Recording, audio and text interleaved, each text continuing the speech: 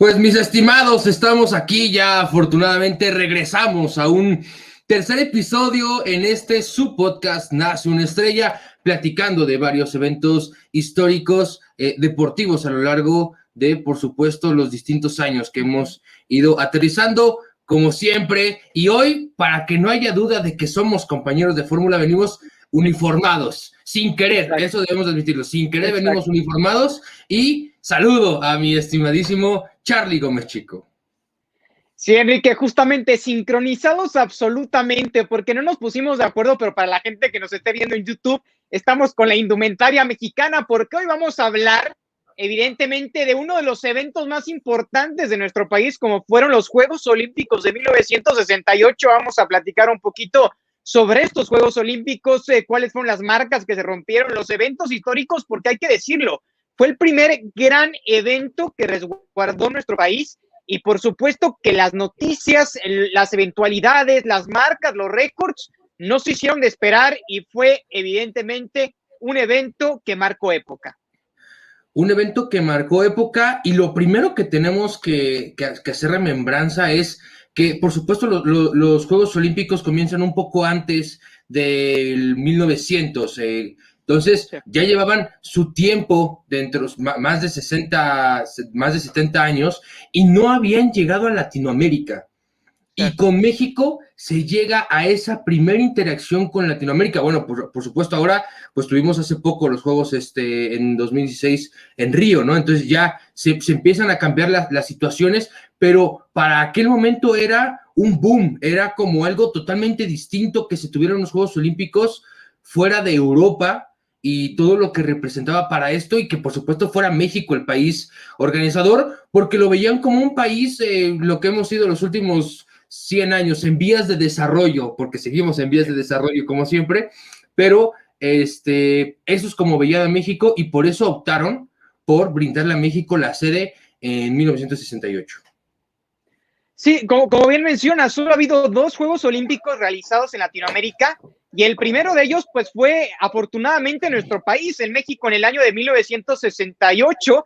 Evidentemente, siendo un país de desarrollo, parecía poco viable. Como bien mencionabas, pues usualmente los Juegos Olímpicos se realizaban en Europa, y si no, pues llegaban a Estados Unidos, pero pues en México no se estaba acostumbrado a ser anfitrión de un evento tan importante a nivel mundial, sobre todo por ser un país pues aún tercermundista y, como bien mencionabas, en vías de desarrollo, pero finalmente fuimos afortunadamente el primer país que resguardó unos Juegos Olímpicos en Latinoamérica. Y hay que mencionarlo, compitieron más de 5,500 atletas de 112 países, ¿no? Evidentemente nos puso en una plataforma mundial impresionante y se rompieron 23 récords olímpicos. Ahorita vamos a hablar justamente de algunos de ellos, pero reitero, pues fue un Juego Olímpico totalmente diferente, distinto, y que afortunadamente tuvimos en nuestro país. También un hecho histórico, Enrique, que me gustaría recordar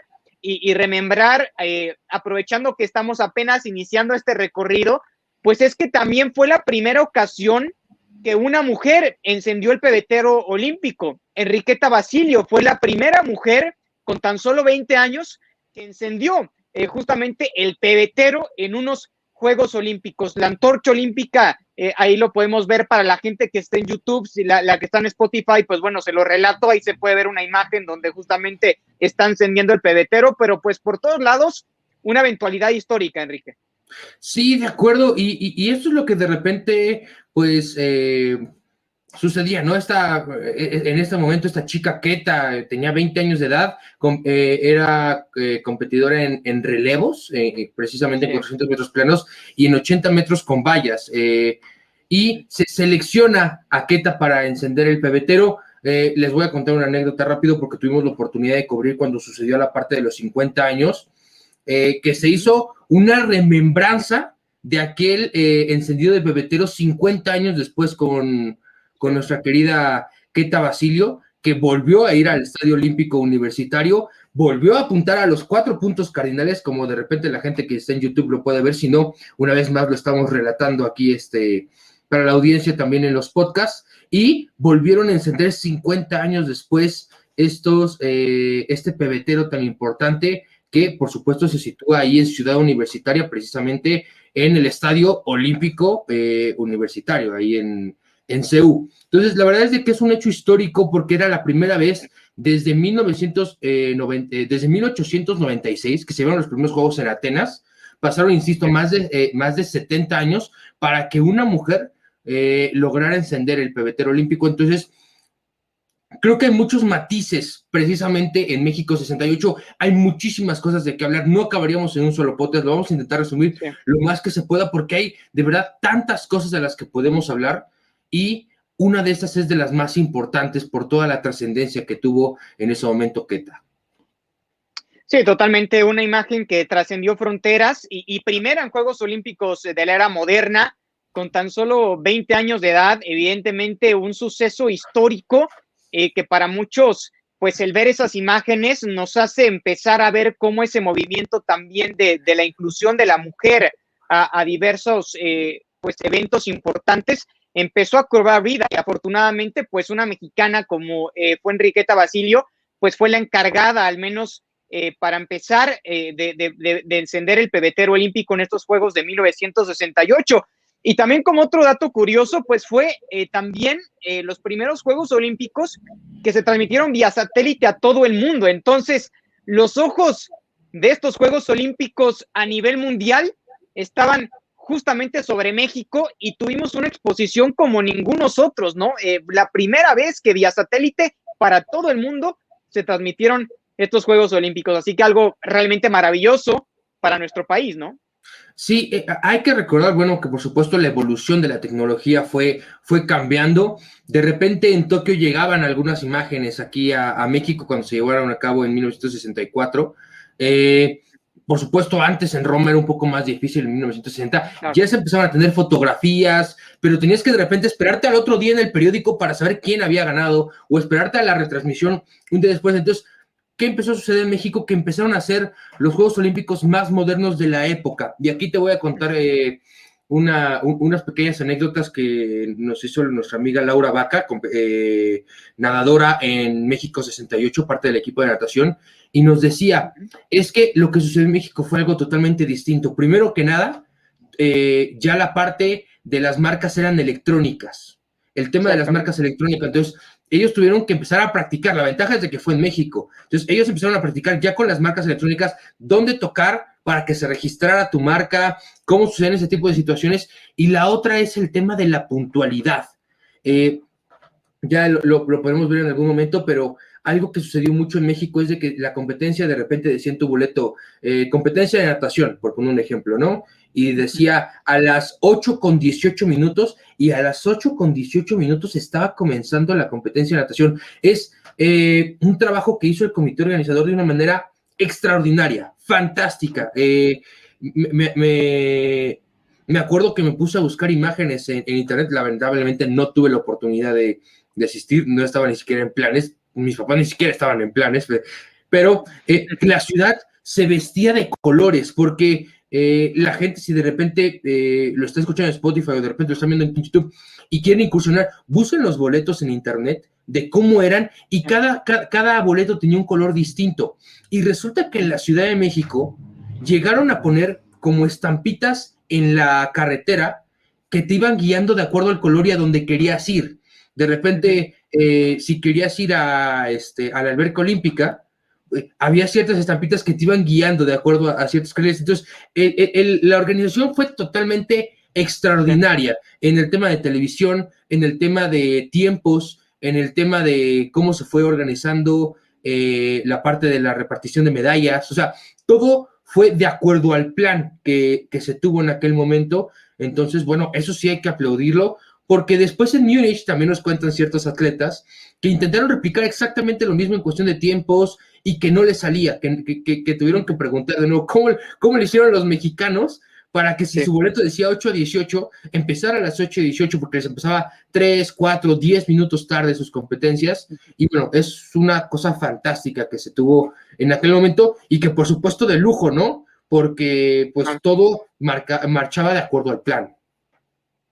Sí, sobre todo en un país donde estamos acostumbrados que si te dicen las citas a las 9, pues tú dices, no, pues es yo creo que a las 10, 10:30, por ahí voy llegando, ¿no? De pero no, en acuerdo. estos Juegos Olímpicos empezaban a la hora y como bien mencionas, los nuevos sistemas electrónicos pues hicieron presentes. Mencionabas el tema de la natación, pues evidentemente antes se tomaba el tiempo de forma manual con cronómetros y a partir justamente de los Juegos Olímpicos de México en 1968, pues ya se empezaron a usar paneles eléctricos donde los nadadores tocaban. Voy a volver a hacer alusión a la gente que está viendo YouTube, lo pueden ver en una imagen, si no en Spotify se lo relato, pero ahí se ve perfectamente cómo justamente los nadadores tocan y en ese tiempo su tiempo se publica inmediatamente en la pantalla para que el público lo pueda ver. Eso es algo a lo que no se estaba acostumbrado y que en México se logró hacer, ¿no? Con este cambio, con esta revolución tecnológica. También, por ejemplo, en el atletismo, Enrique, se implementó lo del photo finish, ¿no?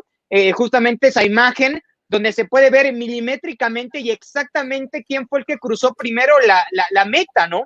Es como un cronómetro fotográfico, foto de las implementaciones que se hicieron en estos Juegos Olímpicos de 1968 en México. Así que por donde le veamos, evidentemente que fue un evento que cambió la forma de hacer deporte y de vivir el deporte en la justa veraniega pues más importante del mundo que se disputa cada 4 años. Pero también, por supuesto, que un personaje que hizo historia, sobre todo para nuestra nación, pues fue Felipe Muñoz, ¿no?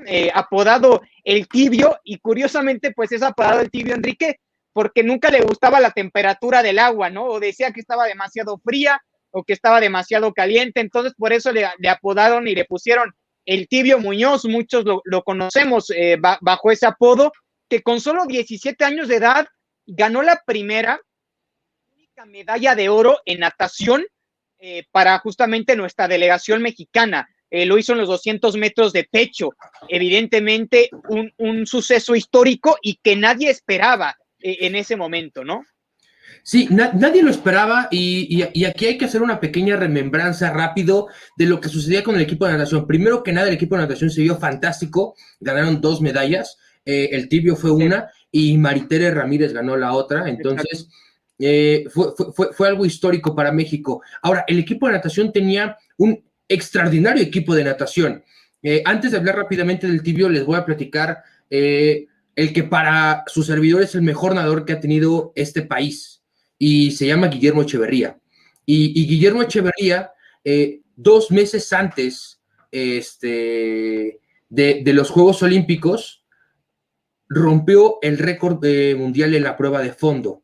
Entonces, toda la gente se estaba volviendo loca porque decían, bueno, acaba de romper el récord mundial en la prueba de fondo y, por supuesto, esto va a ser oro. Lo que mucha gente no cuenta de esa anécdota es que un mes después, un estadounidense rompió también ese mismo récord mundial que ya había logrado Guillermo Echeverría. Lamentablemente, Guillermo Echeverría, por ciertas cuestiones, que también ya estaré contando ahorita una anécdota de la final, no termina sacando medalla, y entonces de repente se decepcionó un poco este equipo de natación, y de repente, sin deberla ni temerla, el Tibio Muñoz se cuela en semifinales, se cuela en la final, y tuve la oportunidad ya en diversas ocasiones de platicar con él, de entrevistarlo incluso, y veíamos su video y nos iba relatando más o menos qué él iba pensando mientras iba sucediendo esta prueba, ¿no? Qué iba pasando por su cabeza, y él decía que lo mejor que tenía él era el cierre. El cierre que tenía Felipe el Tibio Muñoz era lo mejor. Entonces, su entrenador en ese momento le decía que lo que tenía que hacer era no despegarse a más de una brazada de su contrincante. O sea, al que fuera en primer lugar, no importa quién fuera en primer lugar, no podía despegarse más de una brazada. Porque cuando llegaran, como eran 200 metros, recordar que las albercas olímpicas son de 50, entonces tienes que ir ida y vuelta, ida y vuelta. Entonces, cuando fue en la última vuelta, en ese momento es cuando tenía que Felipe dar como tal, como su resto, ¿no? Su fondo. Y ahí es donde de repente te van diciendo, y si ustedes se meten a YouTube y buscan esa prueba, él va atrás, él va atrás, él va atrás, toda la prueba. Y en los últimos 50 metros es cuando da ya todo y de alguna manera gana. Ahora, algo curioso es que él dice que no se había dado cuenta que había ganado. que eso me parece algo raro. O sea, por supuesto puede meterle un poquito acá de emoción a la historia. Emoción. Él creyó que había ganado medalla, pero no como tal que había ganado la de oro, y después ya cuando, una vez más en esta parte de las cuestiones electrónicas, aparece su nombre en primer lugar, pues bueno, se viene una total emoción, por supuesto, el escuchar el himno nacional en la alberca olímpica, si no me equivoco, Juan de la Barrera, bueno, fue una cosa de locos, y fue la única vez que se escuchó el himno nacional en la alberca olímpica. Pero ¿qué sucede y por qué quiero hilar esta historia con Guillermo Echeverría? Gustavo Díaz Ordaz, el presidente de México en aquel entonces, asistió a 2 eventos durante todos los Juegos, porque por supuesto su imagen pública era muy complicada por los eventos del movimiento estudiantil que sucedían en aquella época, y bueno, la desafortunada situación que se dio ahí en la Plaza de las Tres Culturas. Entonces, su imagen estaba bastante limitada en aquellos Juegos, y fue a la inauguración, donde por supuesto dio la bienvenida a todos los atletas, al público en general, y se dio el punto de partida para estos Juegos Olímpicos, y fue a la competencia de Guillermo Echeverría en la final. Fue a la final de Guillermo Echeverría.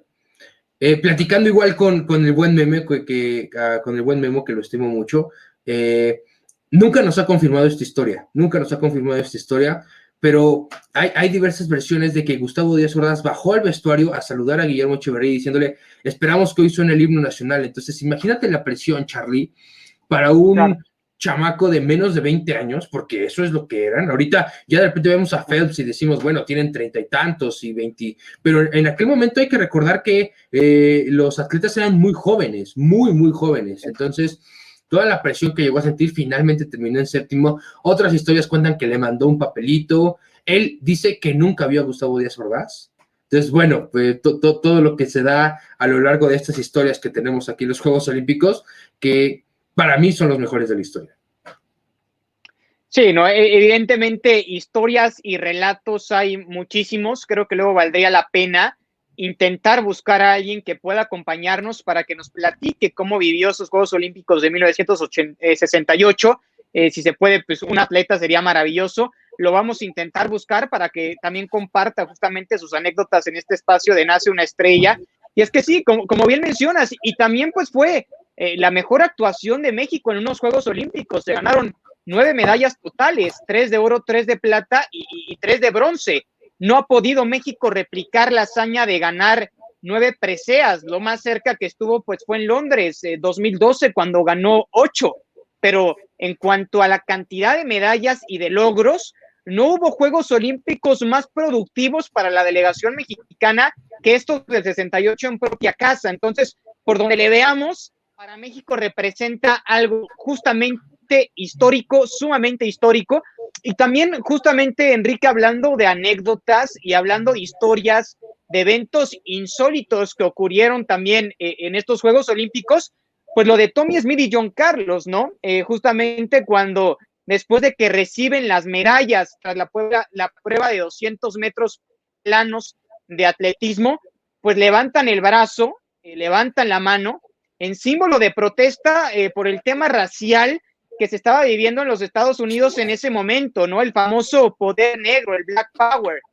Fue cuando se empezó a dar este movimiento en Estados Unidos por el tema de la guerra de Vietnam, que no se sentían parte de la nación los afroamericanos, a pesar de que teóricamente el gobierno decía que todos eran iguales, pues seguía esa problemática y esa tensión racial, pues que hasta la fecha se sostiene, y lo hemos podido ver también ahora en la NFL, en la NBA, cómo los jugadores continúan estas protestas para que exista equidad de género y equidad racial.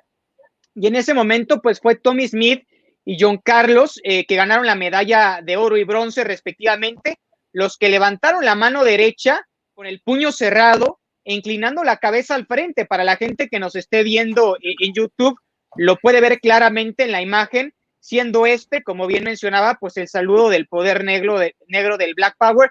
Y también el australiano Pete Norman se colocó justamente en el pecho un adhesivo del proyecto olímpico por los derechos humanos.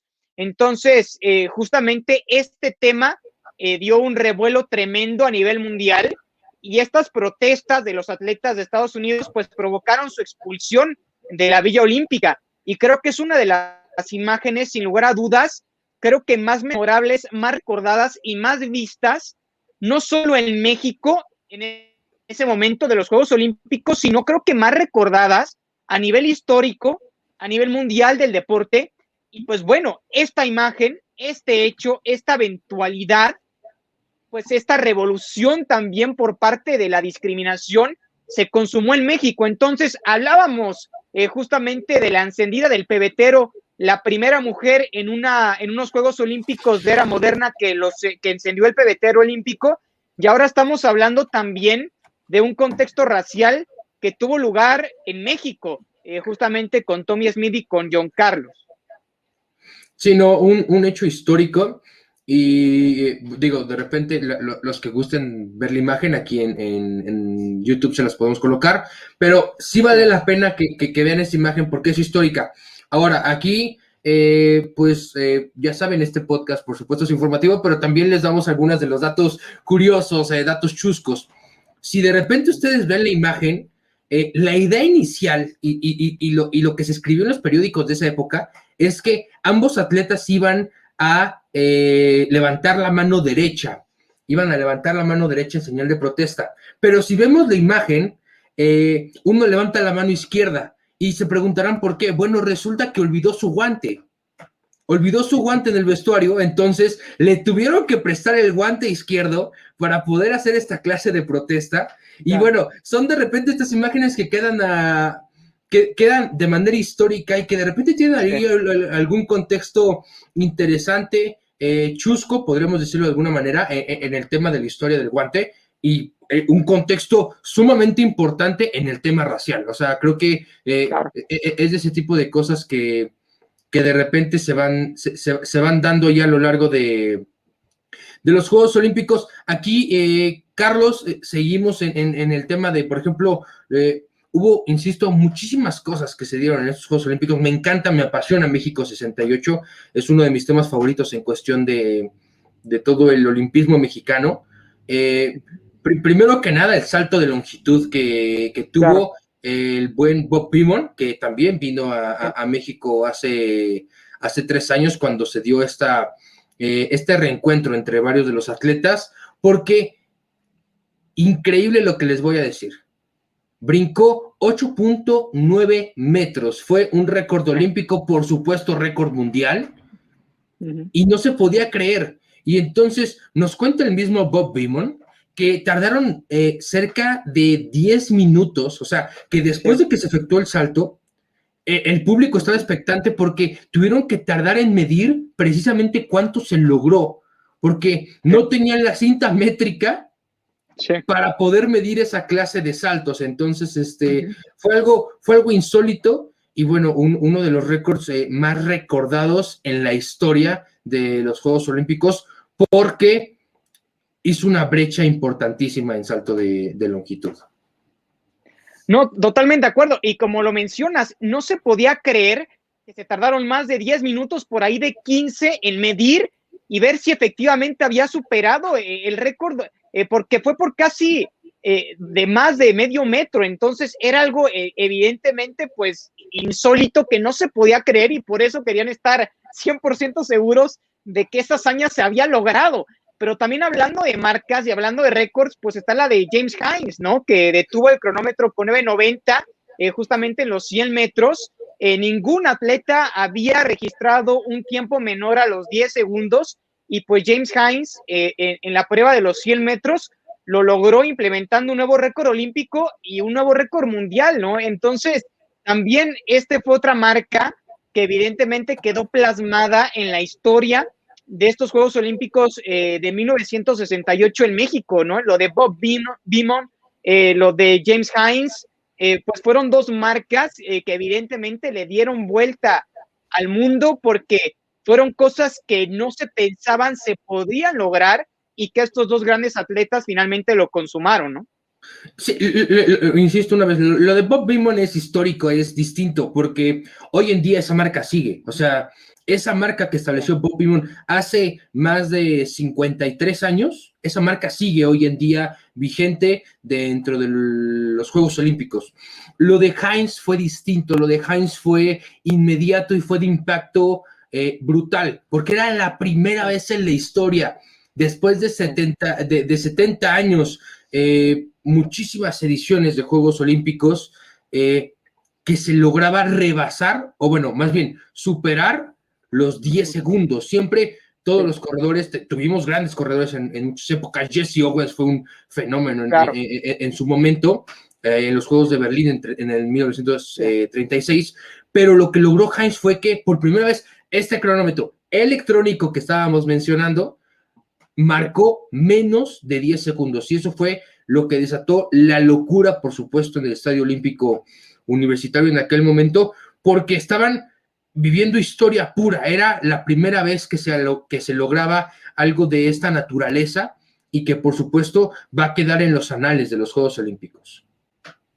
Sí, justamente ahorita que mencionas a Jesse Owens, creo que también valdría la pena después dedicarle al menos una edición de este podcast, porque evidentemente puede ser, no sé, junto con Usain Bolt, me parece uno de los atletas más importantes y junto a Michael Phelps también en la historia, ¿no? Un tipo que realmente impuso una nueva era en el atletismo y sobre todo la manera en la que lo hizo, ¿no? Todavía justamente enfrente de esa Alemania nazi que tenía Adolf Hitler, y pues él siendo afroamericano, representante de los Estados Unidos, pues logró también hacer historia pura, y creo que también valdría la pena posteriormente hacer justamente un podcast, un capítulo dedicado a Jesse Owens. Y por cierto, también hay una película de él, ahorita no recuerdo bien el nombre de la película, pero si la buscan seguramente la podrán encontrar, y se la recomiendo mucho, ¿no? Para que de alguna forma vean dimensionado el impacto que tuvo este corredor, que fue sencillamente impresionante. Pero ya que estamos hablando también de panoramas complicados, y creo que hay que tocarlo, lo platicamos, creo que tendría que ser con el más grande respeto y sensibilidad, pero tampoco podemos dejar de tocarlo porque se vio envuelto en estos Juegos Olímpicos y fue pues un precedente que los marcó. Pues evidentemente fue la masacre y el movimiento estudiantil, que ya anticipabas y que ya platicás más adelante, del cual derivó pues un desagrado bastante importante por el entonces presidente Gustavo Díaz Ordaz. Justamente lo platicabas en la Plaza de las Tres Culturas de Tlatelolco, en ese 2 de octubre que hasta el momento recordamos, ¿no? De hecho, por eso la frase del 2 de octubre no se olvida, pues es por este tema, por esta eventualidad, pues tan sensible, tan desagradable, que se dio también en nuestro país, en la Ciudad de México, y pues que evidentemente en su momento puso en predicamento el si se iba a llevar a cabo o no los Juegos Olímpicos, ¿no? Porque fue con tan solo días de diferencia. Los Juegos Olímpicos empezaron el 12 de octubre, que por cierto también es mi cumpleaños, y cabe mencionarlo, el descubrimiento de América y la fundación del Club América, que es otro dato importante. Pero pues estos Juegos Olímpicos iniciaron el 12 de octubre, y pues esta matanza de Tlatelolco fue el 2 de octubre, entonces con 10 días de diferencia, un tema que para México fue muy importante y que cimbró de manera importante por la cantidad de estudiantes que fueron, pues desafortunadamente, asesinados. Un tema ríspido, un tema complicado, un tema que, como dices, y creo que la palabra correcta, con muchísimo respeto, hay que prácticamente platicar con mucha seguridad de lo que se está diciendo, porque son temas sensibles, y son temas sensibles, y es un hecho histórico dentro de nuestro país. Lamentablemente se dan ese tipo de situaciones, porque hoy en día, digo, por supuesto, el tema de la pandemia lo complicó el año pasado, pero cada año se hace una marcha referente a aquella situación, y bueno, han pasado 53 años, o sea, y sigue siendo uno de los momentos que más se recuerda. Ahora, lo que yo les puedo platicar de toda esta situación es la parte de los atletas, y les puedo contar dos cosas. La primera, el tema de los atletas, por lo menos desde su punto de vista, primero que nada eran muy jóvenes, insisto, hoy en día es un poco más fácil ver a gente de 20 años, de 30 en los Juegos Olímpicos, pero en aquel momento incluso Maritere Ramírez, nadadora, que ya también les tengo una breve anécdota en unos momentos, tenía 13 años cuando ganó medalla de bronce, o sea, 13 años y ya eras medallista olímpica, es una cosa brutal. Entonces, los atletas, principalmente los mexicanos, que eran los que ya estaban concentrados en la villa, no conocían mucho de lo que estaba sucediendo afuera. Su entrenador, principalmente el de natación, Ronald Johnson, que es uno de los fantásticos entrenadores estadounidense, junto con el papá de Guillermo Echeverría, que eran los dos encargados del equipo de natación, no dejaban a todo el equipo que viera noticias, que viera absolutamente nada. Primero, por el tema de lo sucedido con los estudiantes, y la otra, para no generarse expectativas de ciertas cosas en los Juegos Olímpicos. Entonces, sí nos cuentan bastantes atletas de distintas disciplinas que difícilmente se enteraron de esto hasta después. Incluso el Tibio Muñoz, en una cuestión de anécdota, después de ganar la medalla, sin mucho conocimiento del tema, asegura él, cuando fue invitado a platicar con el presidente por haber ganado la medalla, fue con su padre y le dice al presidente Díaz Ordaz, oye, pues estuvo feo lo de Tlatelolco, ¿no? Y entonces que se voltea a Díaz Ordaz y le dice, mire, jovencito, hay cosas que usted en algún momento va a entender. Han pasado 53 años y los mexicanos seguimos sin entender qué sucedió aquel día. Pero bueno, hay una metida de pata a los 17 años con el presidente, una situación, pues ya él la cuenta como chiste, ¿no? Ya pasaron muchísimos años, pero en aquel momento seguramente fue un pánico tremendo decirle algo así al presidente después de una situación de esa naturaleza. Sí. No, totalmente de acuerdo. Digo, sigue siendo un tema muy complicado de hablar y de digerir, porque evidentemente impactó a muchas familias en su momento y sigue impactando a muchas familias, como bien mencionabas, pues ya han pasado muchos años y se sigue recordando anualmente este suceso, pero pues se decía que por el movimiento estudiantil Díaz Ordaz no quería poner en predicamento la realización de los Juegos Olímpicos, siendo el primer gran evento que resguardaba nuestro país, y pues evidentemente por eso fue que hizo lamentablemente pues esta matanza, esta masacre estudiantil, o por eso fue que se consumó esta masacre estudiantil, para no poder poner en predicamento la realización de los Juegos Olímpicos, ¿no? Temían que los estudiantes se iban a seguir rebelando y que evidentemente México quedara mal parado a nivel mundial y que no se pudieran realizar las competiciones como se tenía anticipado.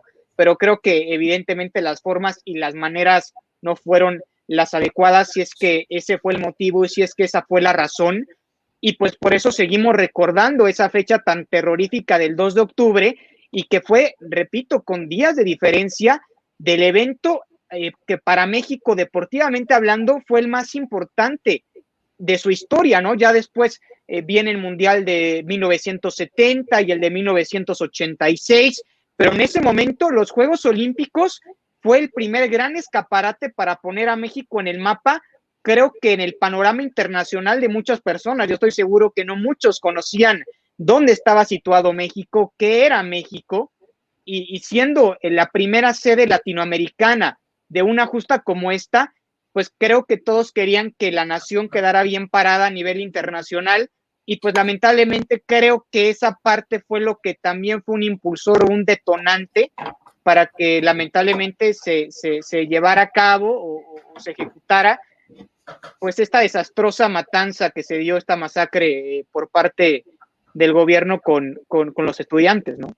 Que ahora, insisto, una vez, a base de relatos, a base de historias, a base del periódico, a base de documentales, porque no pudimos presenciarlo, después de esa situación, se limpió la ciudad. Tlatelolco en ciertos días estaba prácticamente como nuevo, y se dejó mucho de hablar de eso, porque la ciudad se empezó a prácticamente tapizar, de lo que ya les comentaba, estas imágenes, estos colores que te iban guiando de acuerdo a los distintos, al Palacio de los Deportes, al Azteca, te guiaban al Olímpico Universitario, te guiaban a la alberca, y se empezó a tapizar de esto, de este fantástico logo, que incluso hoy en día se sigue ocupando para muchísimas cosas, ¿eh? Claro. Se ocupa generalmente para el maratón, este tipo de tipografía, y es una de las mejores tipografías que yo he visto y tal vez no porque sea la más bonita, pero inmediatamente al ver este tipo de tipografía, todo lo relacionas con México 68, lo relacionas con las Olimpiadas, fue un gran acierto y que por supuesto de alguna manera ayudó bastante. Y otra cosa que también creo que es muy importante de mencionar es la primera vez que se ocupan como tal dibujos de ciertas partes de los atletas o de ciertas cosas para referenciar a las competencias. Antes, cuando tú querías hacer referencia de atletismo, tenías al corredor o la silueta del corredor completa. Ahora para atletismo tenías un pequeño botín y de repente para básquet nada más tenías la canasta. Y esto fue una distinta tipografía que se empezó a ocupar precisamente en México 68. Ahora, si de repente los que están en YouTube y pueden ver las imágenes y los que están en Spotify pueden ir también a Google a buscarlo, se les hace parecida este tipo de diseños. Bueno, después del gran éxito que tuvieron este tipo de diseños en las Olimpiadas, de esta clase de diseños se inspiraron las estaciones que hoy tenemos en el metro. Entonces, son de repente detallitos y les digo, por eso es increíble y fascinante para mí hablar de México 68, porque hay tantas historias que contar, tantas directrices que tomar de un mismo tema y de repente este tipo de situaciones son, pues uno podría decir, bueno, pues de ahí surgen tal vez la idea de cómo hacer las imágenes del metro, la tipografía, por supuesto, de México 68, que insisto, es de las más recordadas, y muchísimas anécdotas más. Con estas, y esta es la última que voy a tener, que no lo platicamos. La novia de México, Charlie. En aquel momento, la señorita Vera Chablavska, esta gimnasta increíble, que se ganó el corazón de los mexicanos, que se terminó casando con su novio checo aquí en México, pero ustedes dirán, ¿por qué ella? Bueno, porque en su rutina puso nada más y nada menos que el jarabe tapatío. Y ponerle a un mexicano el jarabe tapatío es automáticamente ganarte su corazón. Claro. Entonces. No, totalmente. No, perdón, termina, amigo. No, entonces son este tipo de historias, este tipo de anécdotas que hacen que México 68, y insisto, lo digo con mucha emoción porque de verdad me apasiona el tema, que sean los mejores Juegos Olímpicos de la historia, que sean de verdad los mejores Juegos Olímpicos de la historia.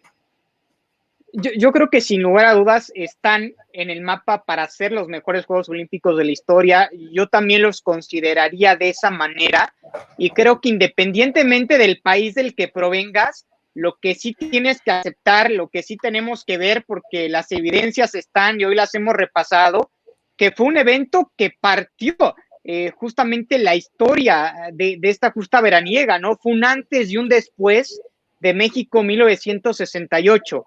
Y creo que tenemos que estar muy orgullosos como mexicanos de que se hayan podido llevar de esa manera y tan memorablemente en nuestro país. Yo creo que de pronto existen ciudades, existen países que recordamos o que relacionamos muy entrañablemente con un evento, ¿no?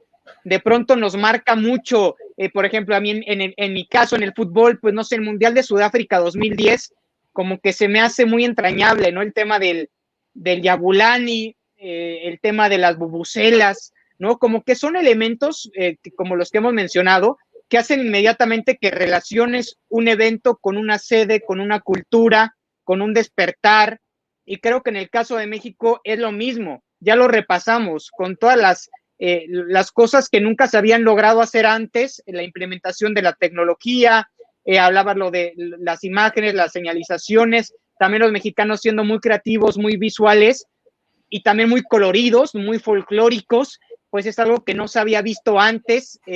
Evidentemente las culturas europeas, norteamericanas son un poco más secas, son un poquito más reservadas, y para los atletas el venir a un país tan caliente, tan caluroso, pues yo creo que fue algo totalmente diferente y distinto, y creo que sí, sin lugar a dudas, cualquier atleta que viene a México se queda con esa impresión y es lo primero que menciona, la calidez de su gente, lo entregado que es. De pronto no se está acostumbrado a que haya gritos, tamborazos, llanto, folclor, color, Y aquí en México somos todo eso, ¿no? Somos calientes, somos de sangre picante. Y creo que eso es de pronto lo que más se nos relaciona. Y por supuesto que para estos atletas que tuvieron la oportunidad de estar en estos Juegos Olímpicos, para la gente que lo vio desde sus casas o que tuvieron la oportunidad de asistir a nuestro país de otra nación, me parece que se van a quedar siempre con esa idea del mexicano creativo, de ese mexicano alegre, de ese mexicano fiestero, que hace un evento ya de por sí grande en algo de una magnitud bíblica, ¿no? Entonces, sin lugar a dudas, estos Juegos Olímpicos marcaron época y creo que eso tan solo es el inicio de lo que podemos seguir platicando y hablando más puntualmente de esta justa, pero hoy quisimos más o menos dar un panorama general de todo lo que trajo esta justa en nuestro país, de la cual, pues, por supuesto, estamos muy, pero muy orgullosos, Enrique. Sí, de acuerdo, no, algo fantástico y bueno, dependiendo cuando escuchen este podcast, si lo están escuchando el lunes, que es cuando se estrena cada uno de nuestros episodios, pues bueno, estamos a cerca de 50 días, estamos a semanas de que se lleven a cabo los próximos Juegos Olímpicos en Tokio. Entonces, pues muy emocionados porque después viene París en 2024, viene Los Ángeles en 2028. Entonces, muchas emociones que seguramente tendremos en algunas semanas con lo que hay que decir las cosas como son, con los mejores atletas del mundo. Con los mejores atletas del mundo. Entonces, pues, Charlie, como siempre, un verdadero placer. La verdad es de que siempre es increíble poder platicar contigo. Voy a tomar rápido y, por supuesto, vayan a seguirme en mis redes sociales en @coach_novelo y un pequeño comercial, porque de repente nosotros hicimos ahí una colaboración, escribimos todo el tema de natación, y bueno, pues se preguntarán por qué tanto me apasionaban el juego México 68, pues porque ayudamos ahí a escribir un libro de todo lo que aconteció en aquella época, precisamente en natación. Entonces, bueno, para que ahí de repente, en algún momento, si les gusta leerlo, será fantástico, y siguen haciendo una estrella, Charlie, siguen haciendo estrellas. Exacto, y es que justamente si quieren adentrarse más, justamente en los Juegos Olímpicos de 1968, vayan y lean ese libro donde Enrique Novello tuvo la oportunidad, la fortuna de colaborar, no se lo pueden perder. Realmente si quieren conocer mucho más a detalle varios temas de los cuales hoy pues hemos repasado, intentando ser lo más profundo posible, pero también al mismo tiempo intentando pues hablar de todo. Pero pues para mí ha sido un placer tremendo el compartir nuevamente este espacio contigo, Enrique, con toda la gente que nos escucha, con la gente que nos ve también en YouTube. Pues siempre el recordar que diario nace una estrella es impresionante, ¿no? Porque nunca se sabe de qué semilla, por decirlo de alguna forma, pueden hacer una de las flores más bonitas y más maravillosas del mundo. Y creo que en el deporte hemos podido afortunadamente presenciar muchas de ellas. El deporte cambia vidas y creo que uno de los eventos que mejor ejemplifican esto son los Juegos Olímpicos, ¿no? Vemos cómo atletas de condiciones diferentes, de diferentes naciones, con diferentes tradiciones, con diferentes culturas, se unen para competir, para ser hermanos, y también cómo las naciones se juntan y viven de manera conjunta un evento como si fueran también hermanos. Entonces, eso es a mí lo que me encanta del deporte, que es una plataforma de unión, y siempre lo he considerado de esa manera, de unión y de aspiración, ¿no? Siempre. Cuando ves una historia de superación, inmediatamente te inspira, y por eso soy tan apasionado del deporte, porque mis ejemplos más grandes son atletas, son deportistas, porque detrás de una historia, detrás de un relato, detrás de una situación complicada, nació una estrella.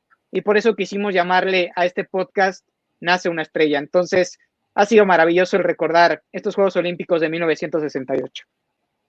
Bien, pues ahí está, Charlie, brevemente tus redes para irnos despidiendo de claro. todos. Sí, mi red es segomeschico7 en Instagram y en Twitter, ahí me pueden seguir, y por supuesto suscríbanse al podcast Nace una estrella, tanto en Spotify como en YouTube. Por favor, háganlo para que estén al pendiente cada vez que subamos un nuevo capítulo, pues les llegue esa notificación, denle la campanita para que justamente cada vez que saquemos un capítulo inmediatamente sepan y no se lo vayan a perder de ninguna forma y por ningún motivo. De acuerdo, pues ahí está, y como ya es costumbre, a nombre de toda la producción, de Carlos Gómez Chico y de Enrique Novello, pues una vez más, hoy nació una estrella. Buenas noches.